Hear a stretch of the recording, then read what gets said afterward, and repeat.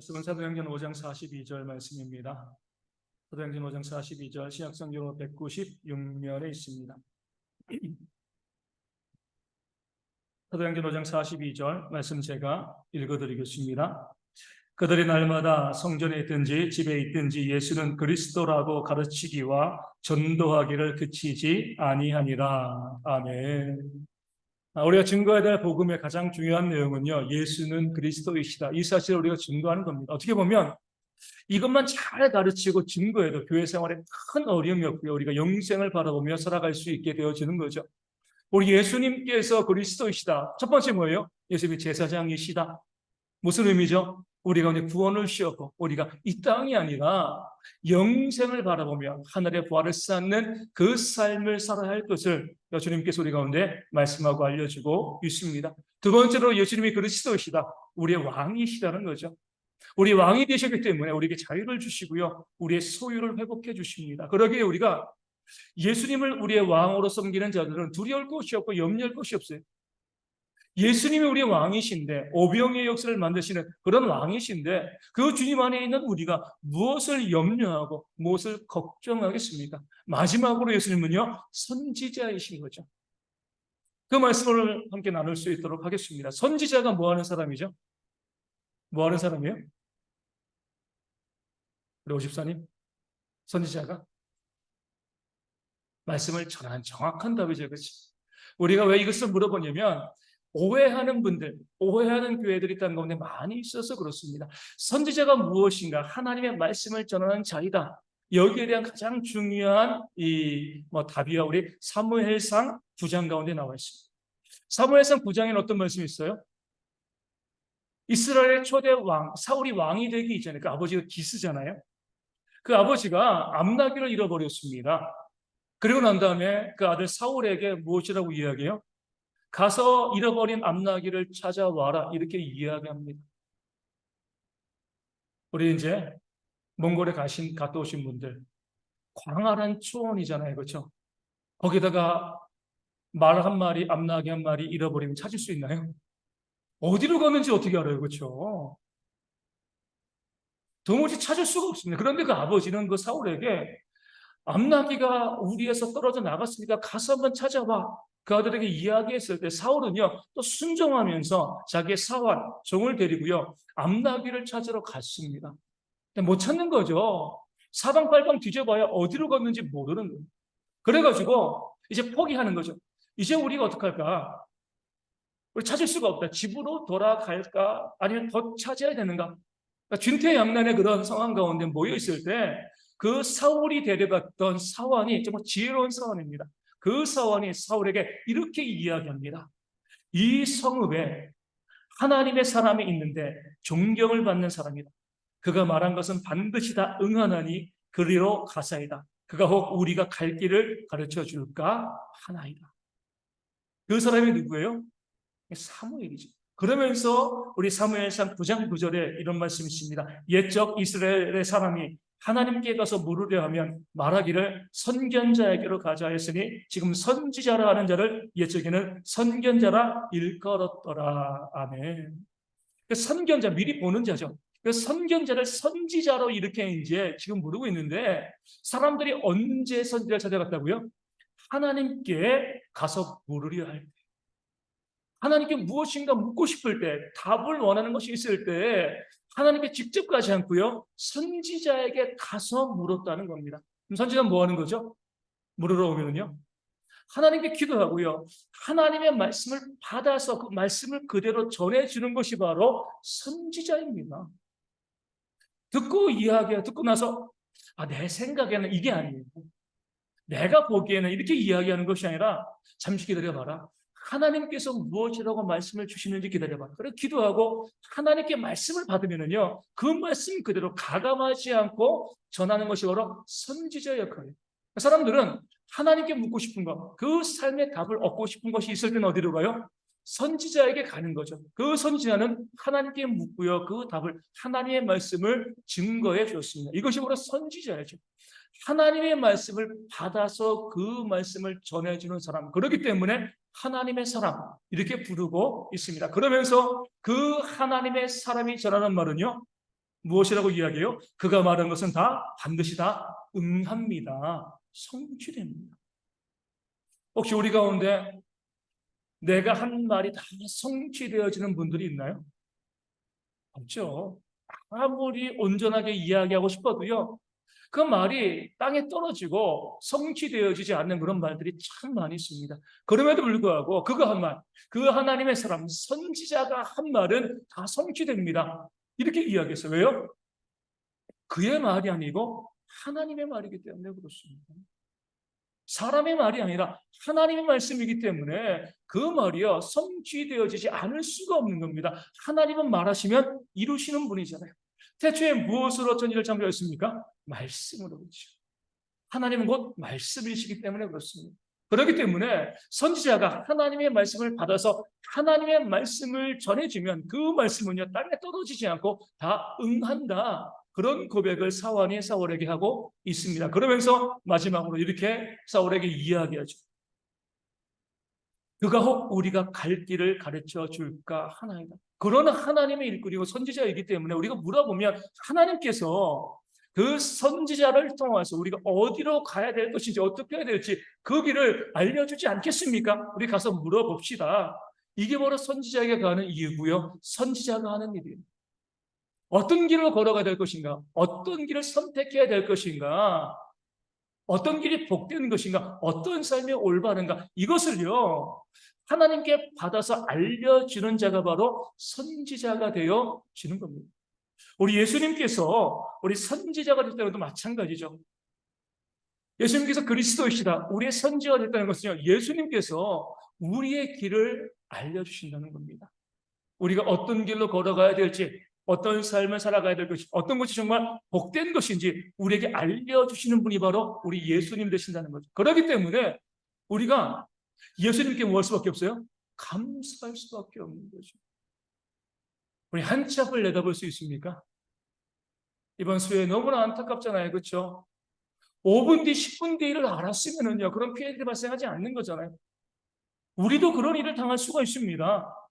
이 5분 뒤에 10분 뒤에 어떤 일이 벌어질지 누가 알아요? 아무도 모르는 거죠. 펜대 아파트로 쭉 내려가면 즐거운 마트 있잖아요.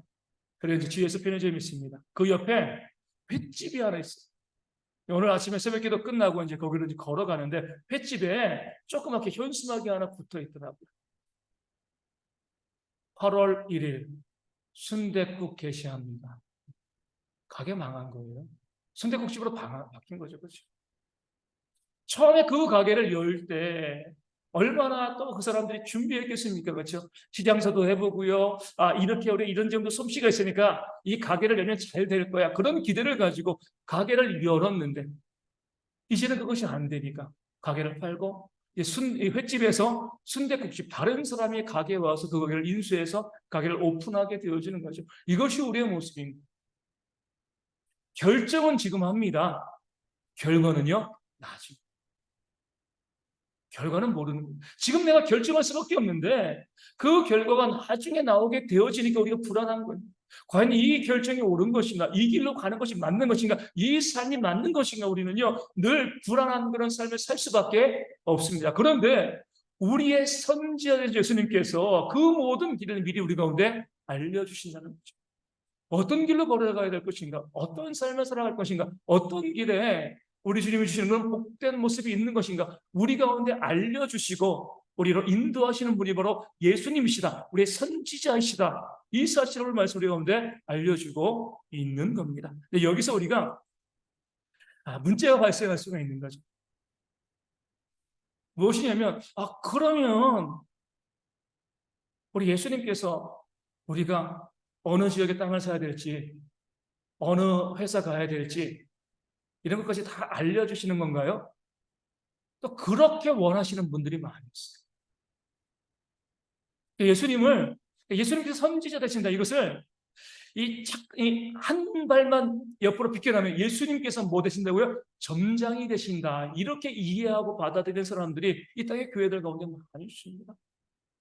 어떤 직장에 가야 되는 것인지, 어떤 배우자를 만나야 되는 것인지, 또 어떤 땅을 사야 되는 것인지, 어디로 이사 가야 되는지 하나님께서 직접 그것을 다 알려주신다라고 생각하고요.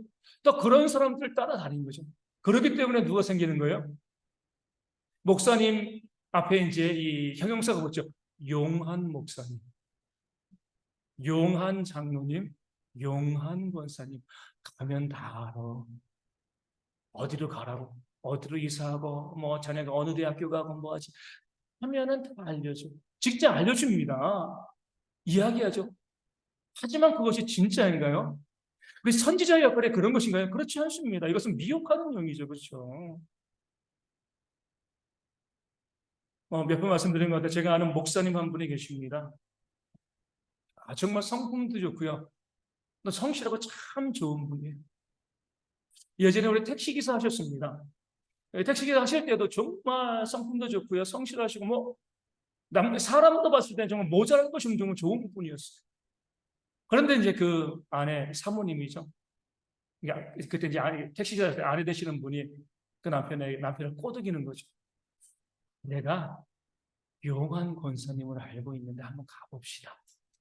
남편은 역시 열심히 이제 택시기사 일하고 있는데 데리고 가서 이제 용한 권사님 집으로 갔어요. 문을 열자마자 권사님이 뭐라고 이야기했겠습니까?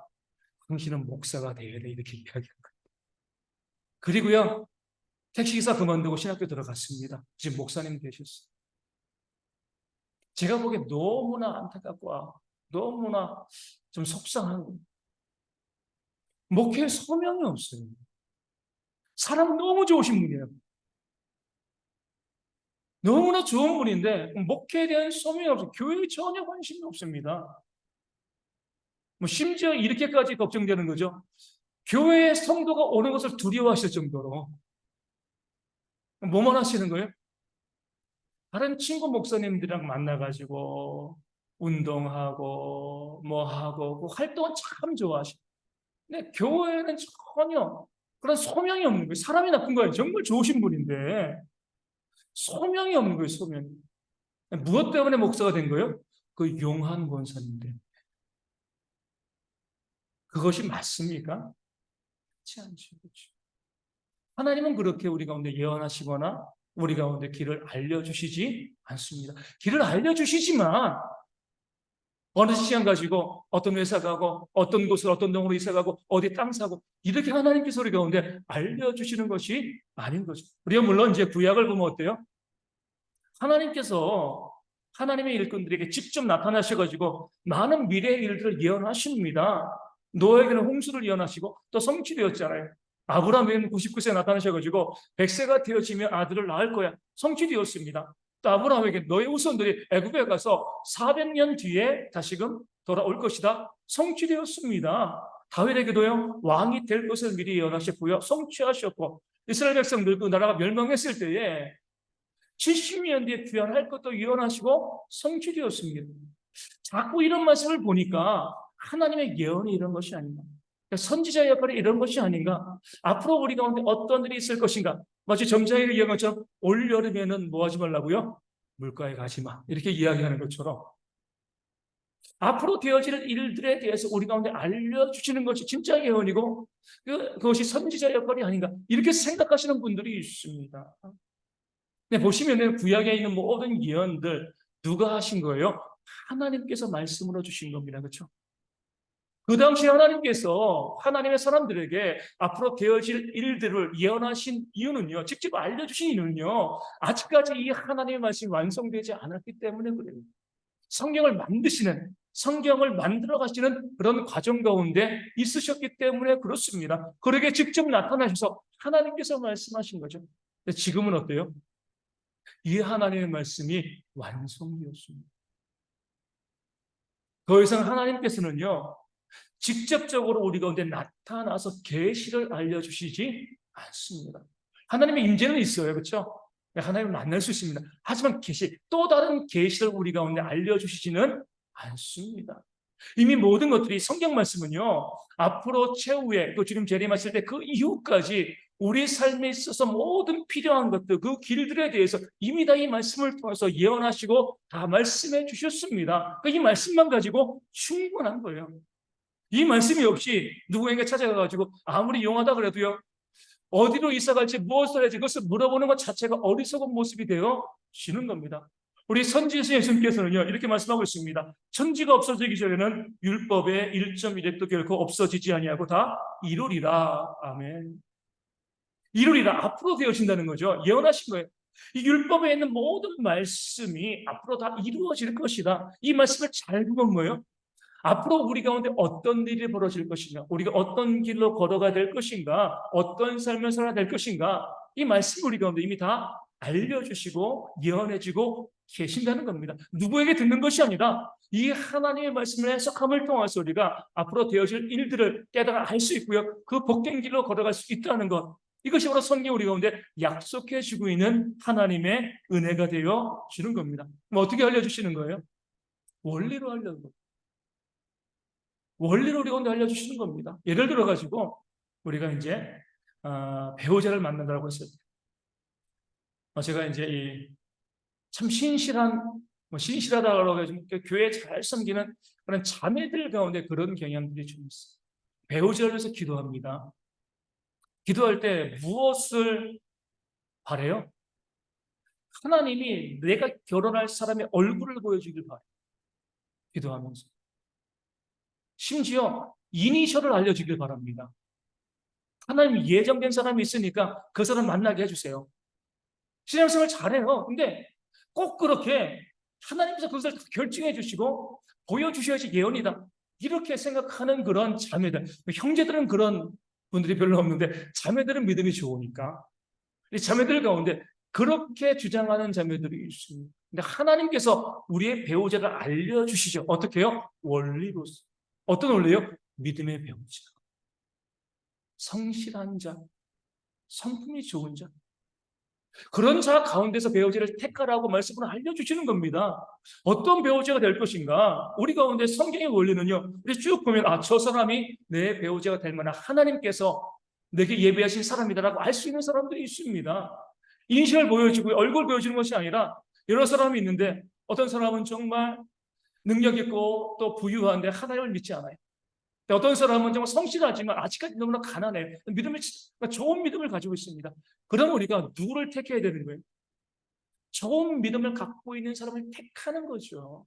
성경의 원리이기 때문에 하나님께서 예언으로 알려주신 그 원리를 따라 선택하는 겁니다. 실제로 그런 일 있어요. 제가 알고 있는 어떤 이 장로님 권사님 다 은퇴하셨는데 그 권사님 젊을 때 좀 예뻤습니다. 그러니까 이제 여러 군데서 막 이제 혼처가 들어오는 거잖아요. 근데 이제 딱 2명 있었어요. 한 분은 정말 아주 큰 부잣집이죠. 근데 신앙생활을 안 했어. 근데 한 분은 참 사람도 좋고 그런데 되게 가난했는데 신앙생활 잘했습니다. 둘 가운데 고민하다가 이 권사님도 믿음이 있는 분이기 때문에 그래, 내가 믿음이 있는 사람을 내가 만나서 살아야지. 그러니까 믿음이 있는 사람 택하시고 함께 결혼해서 사신 거예요. 그리고 나중에 그 가정 가운데 하나님이 주시는 복이 훨씬 더 넘치게 임하게 되어 지는 거죠. 그때요, 하나님께서 이미 예언하신 거예요. 누구를 선택해야 될 것인가. 말씀이 그 예언을 알려주는 겁니다. 그 기준을 알려주는 거죠. 이 하나님의 말씀 우리 가운데 그런 기준으로서 앞으로 우리가 어떤 길을 선택해야 되고 어떤 것을 결정해야 될 것인가 알려주시는 겁니다. 2-3개 직장이 있어요. 어떤 직장을 가야 될지 성경이 알려줍니다. 어떤 직장이요? 죄를 잘 지킬 수 있는, 하나님을 잘 섬길 수 있는 말씀 우리 가운데 그 기준을 이미 원리를 다 알려주시고 이 길로 가라라고 말씀해 주시고 알려주고 있습니다. 근데 우리는 어때요? 그런 것 없이 우리가 내 생각대로 걸어가다 보니까 잘못된 길로 걸어가는 그런 일들이 많이 발생하게 되어집니다. 제가 알고 있는 우리 저보다 2살 어린 청년이 하나, 청년이지 작년이죠. 그 친구도 대학을 졸업을 하고 직장을 구하는데 영업직을 원해요. 영업직을. 근데 그때까지 1990년대니까 그때부터 영업하려면 뭐 해야 돼요? 술 마셔야 되는 거예요. 술, 그렇죠? 접대해야 되니까 영업하려면 술을 마셔야 되고, 그리고 또 이 주일도 불사하고 이제 나가서 해서 일을 해야 되는 거죠. 그러니까 자기는 영업이 너무나 많은데 면접을 보면 다 떨어지는 거예요. 술 마시냐, 잘 마시냐, 주일날 나와서 일할 수 있냐. 근데 그 친구는 저는 믿는 사람이기 때문에 술 안 마시고요. 저는 주일에 꼭 교회 가서 예배해야 됩니다. 수십 군데 떨어진 거예요. 면접을 봤는데. 근데 그 원리를, 그 원칙을 계속 지키면서 하다가 결국에는 나중에 작지만 외국계 회사 들어가게 되어진 거예요. 지금은 그 회사를 본인이 이끌어가고 있는 그런 사람이 되었습니다. 그 원리가 있는 거예요. 그 원칙을 가지고서 하나님께서 우리가 나가는데 나에게 어떤 직장을 원하시는가? 이니셜 보여주는 것도 아니고요. 직장의 뭐 그림 사진을 보여주는 것도 아니지만 성경의 원리를 가지고서 택하다 보면요, 어떤 길로 내가 가야 될지를 분명히 알 수 있게 되어지고, 그럴 때 하나님께서 주시는 은혜와 복을 우리가 받아 누릴 수 있게 되어지는 겁니다. 이것이 바로 하나님의 예언이에요. 이 말씀의 원리를 가지고서 바라보면요, 버려야 될 것과 취해야 될 것이 분명하게 우리 가운데 나타나게 되어 있습니다. 열왕기상 11장 38절 말씀 보면, 우리 하나님께서 우리 여로보암, 북이스라엘의 첫 번째 왕이죠, 여로보암에게 왕이 되기 이전에 이렇게 말씀하십니다. 내가 만일 내가 명령한 모든 일에 순종하고 내 길로 행하며 내 눈에 합당한 일을 하며 내 종 다윗이 행함 같이 내 율례와 명령을 지키면 내가 너와 함께 있어 내가 다윗을 위하여 집을 세운 것 같이 너를 위하여 견고한 집을 세우고 이스라엘을 내게 주리라. 아멘. 수요일에 함께 나눈 말씀입니다. 여러분에게 말씀하신 거죠. 네가 다윗처럼 잘 순종하면 내가 내 집을 세워줄게. 이것을 선택해. 그럼 내가 이것을 줄게. 예언이죠, 그렇죠? 어떤 것을 선택하느냐에 따라서 하나님께서 주시는 것이 달라지는 겁니다. 그런데 그 예언의 말씀을 여러분은 무시하고요, 말씀에 순종하기보다 자기 욕심대로 살아왔기 때문에 그 왕조가, 그 가계가 무너질 수밖에 없었습니다. 오늘 우리도요, 예언하면서 살고 있습니다, 그렇죠? 여러분들 예언 안 하시나요? 우리 예언하는 것은요, 가장 쉽게 알아볼 수 있는 것이 우리 자판기 뽑아먹는 겁니다. 내가 원하는 1,000원짜리 음료수가 있어요. 뭐 하면 되는 거예요? 1,000원을 집어넣는 거죠, 그렇죠? 내 돈인데 왜 기계에 집어넣어요? 그 아까운 돈을. 우린 너무나 잘 알거든요. 그 1,000원을 집어넣고요, 그 버튼을 누르면 우리 예언할 수 있습니다. 어떤 예언이요? 내가 누른 그 음료수가 나온다는 예언을 해요. 아직까지 돈 집어넣고 안 눌렀어요. 하지만 우리는 확실합니다. 이것을 누르면 이 음료수가 나올 거예요. 그렇게 매뉴얼되어 있는 거거든요. 매뉴얼을 아는 것이 예언하는 거예요. 이렇게 되어지면, 내가 이렇게 하면 이 결과가 나올 거야. 하나님의 말씀의 예언도 마찬가지예요. 선지자의 역할도 마찬가지인 거예요. 이 말씀이 우리 가운데 네가 이렇게 하면 이런 결과가 나올 거야. 이 말씀이 우리 가운데 알려주고 있는 겁니다. 그 말씀 그대로 우리가 믿고 순종하면서 하나님의 역사와 은혜를 우리가 경험해 나갈 수 있게 되어지는 거죠. 요즘도 그러한 우화가 있는지 모르지만 개미와 배짱이의 우화가 있잖아요. 뭐 거기에 대한 비판적으로 해석하는 사람들도 많이 있지만 그 우화 그대로 보면 개미는 이 뜨거운 여름에 뭐 했어요? 열심히 겨울의 양식을 모으잖아요. 배짱이는요, 열심히 놀았습니다. 그럼 어때요? 나중에 겨울이 되었을 때 우리가 그 우화를 보면서 배짱이가 왜 이렇게 어리석어? 언제가 겨울이 다가오는데, 반드시 겨울이 오는데 왜 준비하지 않고 있다가 그렇게 그 구걸하고 돌아갈 수밖에 없는, 이게 생각을 하게 되어지는 거잖아요. 딱 보면은 미래가 도대체 보이는 거죠. 우리도 그러잖아요. 우리 아이들, 우리 자녀들 보면 그들이 공부하는 거나 일하는 거 보면 어때요? 앞길이 보여요, 안 보여요? 길이 보입니다. 그래서 우리 그런 말 있잖아요. 들썩 부른 나무는 뭐부터요? 떡잎부터 알아볼 수 있습니다. 정반대로 싹수가 노랗다, 이런 말도 우리가 보게 되는 거죠. 그 사람을 보면 아직 일을 시작밖에 안 했는데 이것이 될 것 같다, 이것이 안 될 것 같다, 우리는 판단할 수 있습니다. 우리가 예언자예요, 그렇죠? 그 사람의 지금의 모습을 보고 어떻게 하는가, 얼마나 열심히 공부하는가, 얼마나 열심히 일하는가, 준비하는가, 그 삶의 모습을 보고요, 앞으로 어떻게 될 것이가 우리가 예언할 수가 있습니다. 성경의 예언이 그런 거예요. 이 말씀을 통해서 우리가 어떤 길로 가면 복된 길인가, 어떤 것이 우리 가운데 유익한 것인가, 어떤 삶을 살아가면 하나님의 은혜를 받을 수 있을 것인가, 이 말씀이 이미 우리 가운데 모든 것을 다 말씀하시고 알려주고 있는 거죠. 문제는 무엇이냐면 그렇게 말씀이 알려주고 있음에도요, 그 길로 가지 않는 그런 어리석은 사람들 가운데 있는 겁니다. 모르는 길로 가게 되어지면 뭐예요? 내비게이션 켜야죠, 그렇죠? 목적지를 입력하면 되어집니다. 그러면 아무리 모르는 길을 할지라도 우리는 확신을 갖고 있어요. 내가 목적지에 입력했으니까 내가 반드시 그 목적지에 도착할 수 있어. 예언하는 거예요. 그렇죠? 내비게이션이 알려주는 대로 가면 반드시 내가 가고자 하는 곳에 갈 수 있게 되십니다. 그런데 내비게이션이 있는데 처음 가는 길인데 안 켜고 가면 엉뚱한 길로 갈 수밖에 없는 거죠. 또 내비게이션을 켜고요. 목적지를 입력했는데 가라는 대로 안 가고요. 오른쪽으로 가라고 하는데 왼쪽으로 가고 직진하는데 유턴하고 그러면요. 결국에는 내가 원하는 그런 목적지에 갈 수가 없게 되어지는 거죠. 그런 모습이 우리 가운데 있다는 거죠. 하나님께서 이 두꺼운 성경을 왜 우리 가운데 주셨습니까?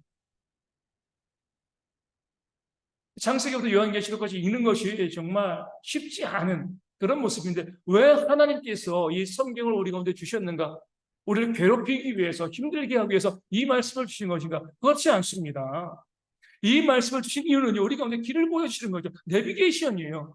너희가 복된 삶을 살기 위해서 어떤 길로 걸어가야 될 것인가 알려주기 위해서 이 말씀을 우리 가운데 주신 겁니다. 이 말씀을 펴고요. 이 말씀 가운데 있는 대로 하나님의 약속대로 살아가면 하나님의 자판기처럼 약속하신 대로 그 말씀이 반드시 응하기 때문에 우리 삶 가운데 하나님의 선하신 역사를 베풀어 주실 줄로 믿습니다. 그렇게 하지 않는 그런 모습이 우리 가운데 있기 때문에 문제가 되는 거죠. 너무나 잘 알고 있는 말씀이 있잖아요. 너희는 먼저 하나님의 나라와 의를 구하라. 그리하면 이 모든 것을 너희에게 더하시리라. 뭐 하면 뭐 할 것이다. 먼저 하나님 나라 의를 구하라. 그리하면 그 결과로 반드시 내가 이 모든 것을 너희에게 더하여 줄 것이다. 약속하여 주셨습니다. 이 모든 것이 뭐예요? 우리 삶에 필요한 모든 것이죠. 그것이 건강일 수도 물질일 수도 있습니다.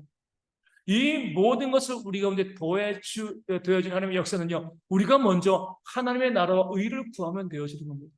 이 말씀 가운데는 어때요? 전혀 틀림이 없는 거죠. 얼마 전에 우리 예전에 저희 교회 갔다 안광훈 형제 있잖아요. 그 형제가 이제 이 문자를 하나 보내왔어요. 제가 내가 말을 좀 제대로 해야지 하나 그 형제가 옛날에 제가 했던 말들을 상당히 많이 기억하고 있습니다. 그러면서 이렇게 이야기해요. 지금 저 너무나 행복한 시기를 살아가고 있다. 지금 되게 그동안 어려웠거든요. 어려웠는지 올해 서울대 대학원 들어가고 하면서 공부하면서 되게 너무나 행복하게 공부하고 있다라고 이야기하는데 이렇게 이야기하는 거죠. 예전에 목사님이 이렇게 말씀하셨잖아요. 전 기억이 안 나거든요. 이렇게 하루에 20분 하나님께 기도하고 하루에 성경 몇 장 읽으면 제가 그렇게 이야기해요. 그렇게 하나님께 20분 기도하고 매일매일 말씀 읽고 그래도 하나님을 만나지 못하면 교회 나오지 말라 제가 그렇게 이야기하는 거예요. 본인이 그것을 기억하고 있더라고요.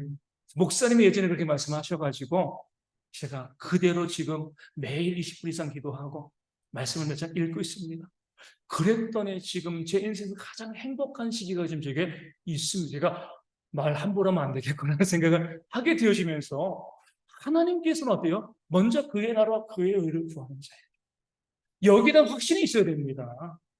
그의 나라 의를 구해도 될 수도 있고 안 될 수도 이것이 아닌 거죠.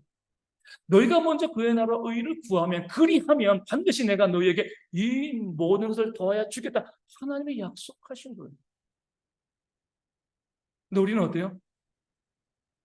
먼저 하나님의 나라와 의를 구하지 않습니다. 뭐에 힘쓰고 있어요? 이 모든 것, 건강도 물질도 내가 이것을 얻어가야지. 내가 이것을 열심히 노력해가지고 내가 이것을 쌓아야지. 여기에만 관심을 가지고요. 하나님의 나라와 의를 구하는 전혀 신경을 쓰지 않습니다. 그리고 내 삶에 형편없는 결과가 나타날 때 그때 하나님께 원망하는 거죠. 하나님 뭡니까? 내가 교회도 다니고 열심히 예배도 하고 그랬는데 그 삶에서 하나님 나라 의를 구하는 거 없어요. 내가 잘 먹고 잘 살고 내가 열심히 노력만 한 겁니다. 결과가 나오지 않을 때는요. 자기를 탓하는 것이 하나님을 원망하는 거죠. 목회자로서 제가 점장이는 아니지만 점장이처럼 제가 볼 수는 있습니다. 우리 성도님들의 삶을 보면은요. 명약관화해요. 앞으로 그 삶에 어떤 일이 있을 것인가, 복된 것이 있을 것인가, 복되지 않은 것이 있을 것인가? 성경이 우리 가운데 말씀해 주고 있기 때문에 먼저 그의 나라로 이르거라. 이 말씀만 가지고도요, 우리의 삶에 하나님께서 이 복된 것을 주실 것인지 그렇지 않을 것인지 우리가 충분히 예언할 수 있습니다. 바라볼 수가 있는 거죠. 그런 분들이 있어요. 저희가 하소연하는 거죠. 목사님, 제가 기도도 열심히 하고요, 그리고 또 나름대로 봉사도 헌신도 열심히 하고 그랬는데 하나님께서 내 삶에 복된 것을 주시지 않습니다. 왜 이렇게 어려운 것들이 많이 있죠? 하나님이 정말 계신가요? 이렇게 이제 물어보시는 분들이 있어요. 제 마음 가운데 때로는 이런 이제 말을 뱉진 않아요. 마음으로 이런 이제 생각이 들 때가 있어요. 집사님, 성도님, 만약에 집사님이 하나님이시면 자신에게 복을 주시겠습니까? 한번 우리가 생각해 봐야 돼요. 내가 하나님이면 내게 정말 복을 줄 것인가?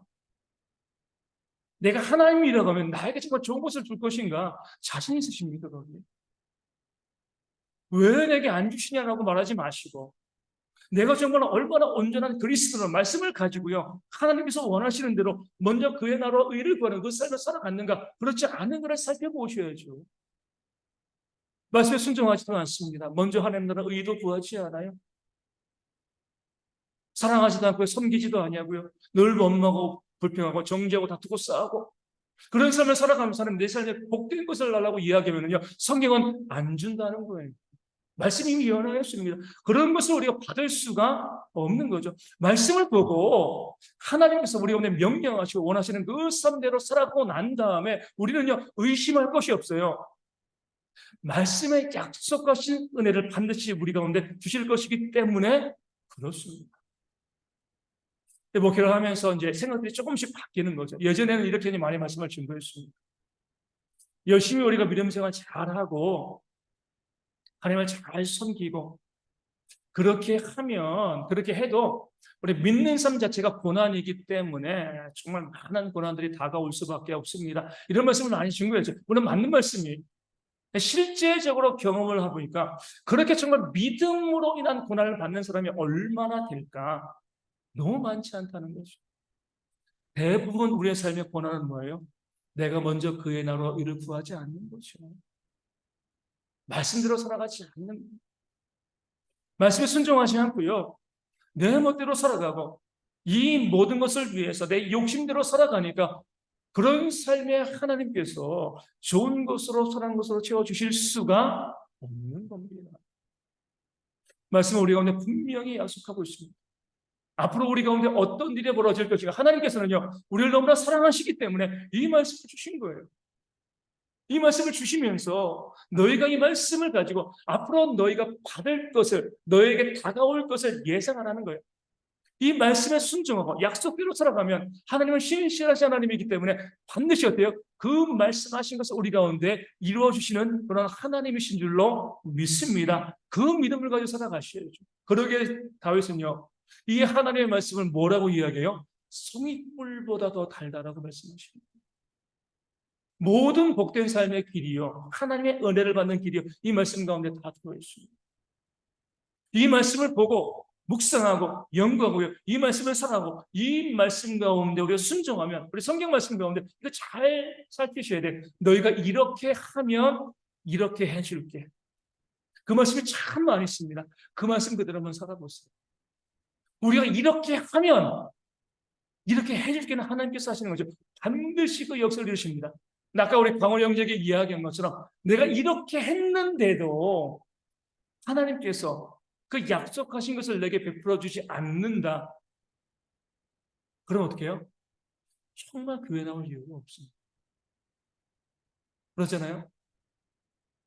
하나님이 약속해 주셨는데 내가 정말 이렇게 했는데, 정말 먼저 교회 나라 의를 구했는데, 내가 흩어 구제했는데 내가 약속한 대로 이 모든 것을 더하시거나 더 풍성하게 채워지지 않는 그런 역사가 우리 가운데 있지 아니하다고 하면은요, 우리가 하나님을 믿을 이유가 어디 있습니까? 말씀이 이루어지지 않는데요. 그렇지 않습니다. 반드시 하나님께서는요, 여기 확신을 가지셔야 돼요. 흔들리시면 안 됩니다. 말씀하신 대로, 약속하신 대로 우리가 그대로 살아가면 약속하신 것을 반드시 이루시는 그런 하나님이십니다. 그 말씀을 믿으시고요, 두려움 없이 우리의 삶을 하나님께 의탁하면서 복된 길로 걸어가시는 대학의 모든 성도 되어지기를 주님의 이름으로 축원을 드립니다. 우리 말씀을 기억하시면서